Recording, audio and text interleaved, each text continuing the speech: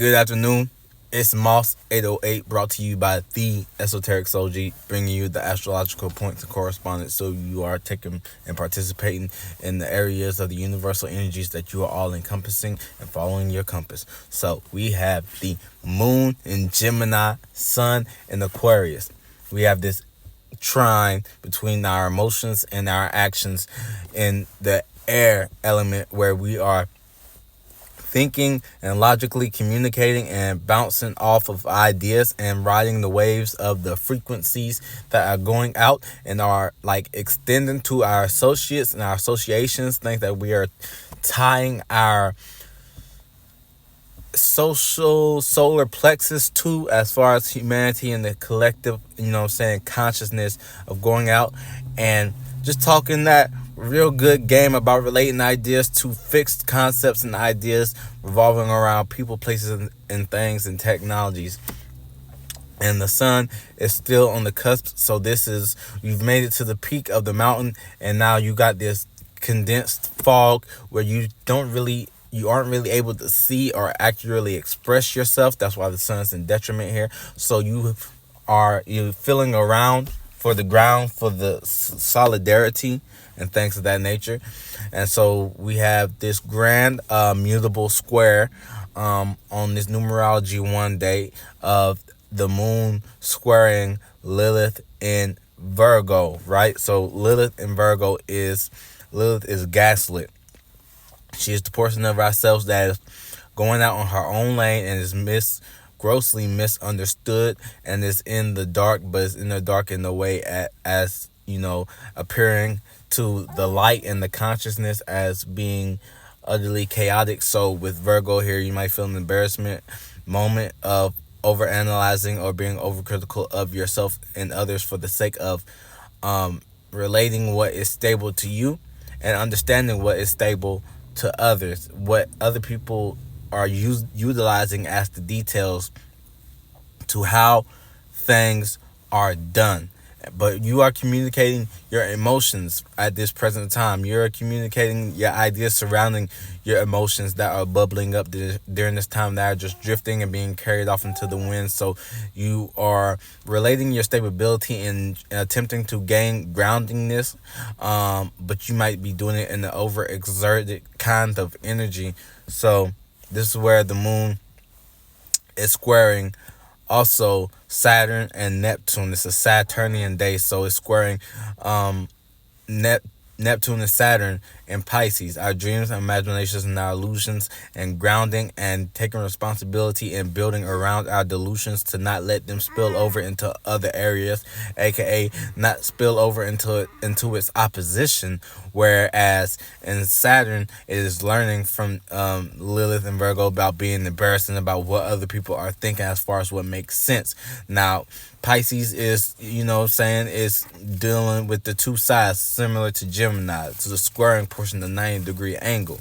So our emotions are bubbly and relating ideas as far as associating and who we are rubbing shoulders with and being away from home, being outside of our comfort zones, outside of our delusions, and participating without overthinking and overanalyzing, and also with, the moon is currently going to be opposing, so we're going to be utilizing more of, you can talk a good game, and that can land you in a situation where you are far out in the unknown space and you are attempting to make sense. Now, be mindful and be anchored and be grounded with this quincux to Jupiter and Uranus. Uranus soon to go direct again, but Jupiter is retrograde. So our experiences and how we place values in the meanings and reasonings on the experiences, the exploration of going out without particularly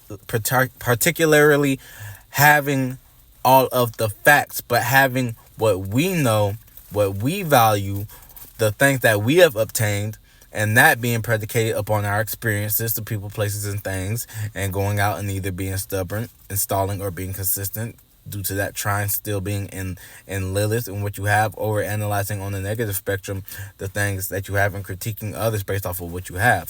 So that's where you're going to look at the opposition of Lilith and Virgo and detach from even just over analyzing, you being so hard on yourself, you being so critical of others because you're inside of yourself with it, which isn't a terrible thing. That's what you're learning from the opposition of Pisces, Neptune, going with the flow.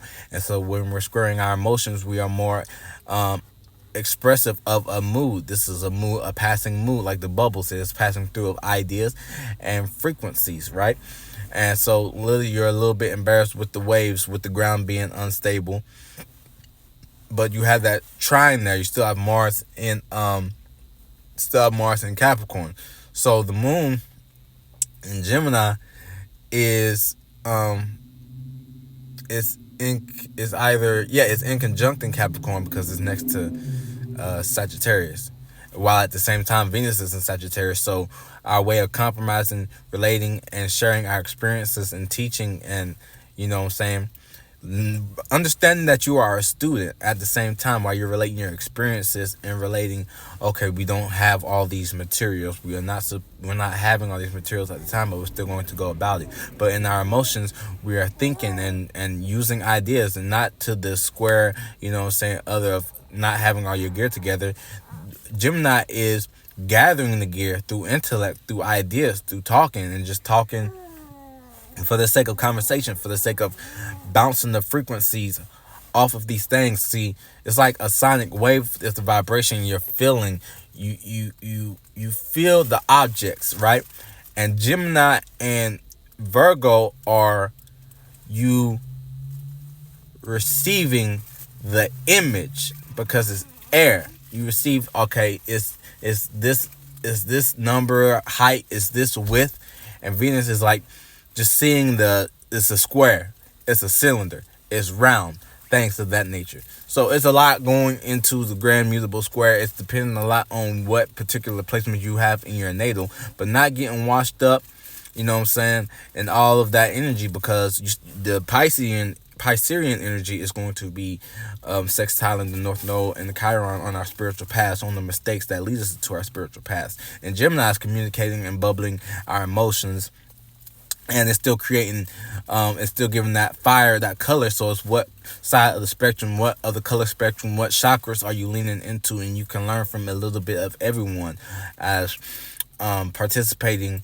and getting validation and invalidation, because it's more on the validation side, especially with the sun and our associations. So the sun is going to be right next to Piscean, rubbing shoulders. So make sure you're not getting too much into borrowing too much of that energy, but you're moving around enough so that the wiggle room, the air can get up in there and the water can get up in there, while at the same time Aquarius is sextiling, the sun is sextiling Venus. So this is like a Cassimi, well, not a Cassimi, but it's opportunity to take actions on your associations and teaching and what you have learned being the student, so you can see where you are placed amongst your associations, aka your status too. So you can go for your Mars playing the middleman, the boss playing the middleman between what you value and what you love and what you're compromising for. Like it might be a love interest at work, your work husband, your work wife, that kind of energy.